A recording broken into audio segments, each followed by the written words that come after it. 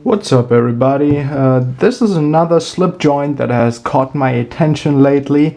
It's distributed by Boker Knives and it's available on Blade HQ. They made a video about it, and this is really an interesting knife. It has some really subtle details that are really awesome, and some facts that will affect your daily life with this blade when you have it in your pocket that are not so great.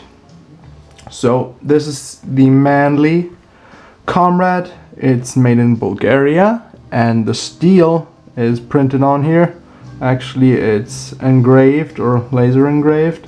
1.2379, which is analogous to D2 tool steel. This is the American Institute nomenclature, and the other one, the number here, is the DIN norm as far as I understand it. The composition differs from 0.1% factors to maybe 0.04, as little as that. And I think this might actually be a slightly better steel if you look at the vanadium content and other things, and what they are related to in using a steel. It is really laser sharp, that's what I can tell you. I have some note paper here with a glue strip. Really super sharp. Really cool. So my experience with D2, as sharp as this, maybe even slightly less sharp out of the box. Full flat ground, long nail neck, skinny nail neck, so you can really need to dig your fingernail in there. And I mostly just pinch it. It's not too much that sticks out to pinch it really well, but it does. The screws are all the same size, and you get a tool with it that I have stored in a drawer somewhere now.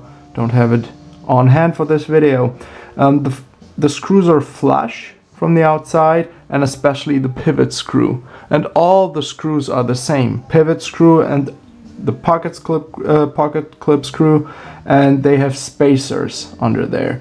The pocket clip is even recessed down here. I don't know if the camera will focus, but it's recessed here, so all is very on one level, but you have this kind of aggressive, good aggressive groove mill stuff here, and it's kind of a sun sphere pattern with a diameter about around here maybe, and then just straight lines outside.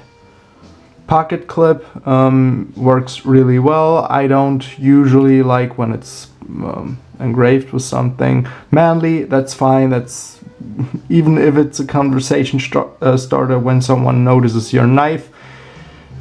And MANLY, well, that's at least a little bit funny.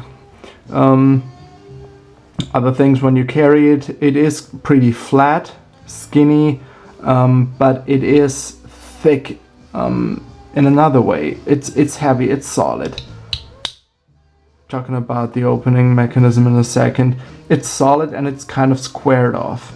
Okay, it's not sharp around the edges, but it's more squared off than I would like to have it in a grippy knife like this. And I especially like that it looks very modern, but in specs it's almost the same size and shape, except for the blade a little bit, like a Buck 110.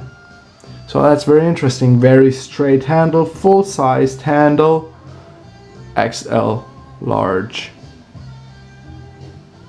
Glove size.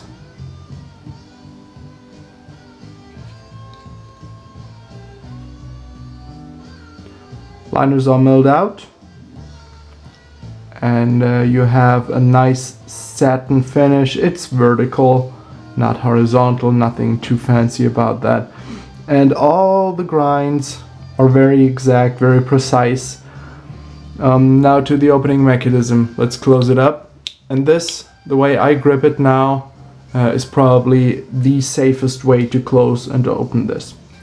So I pinch it, as I said, and then slight power you need to use until stop 1. Not too much force, slight power you need to use. And stop 2, a little bit harder and short. Just a short stop. And then the last one, or the one before that?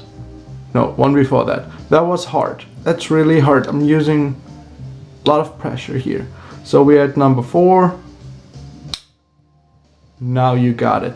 So when you grip something, like let's say you have a string of paracord in your hand and you have this clip to your pocket, you have to let go.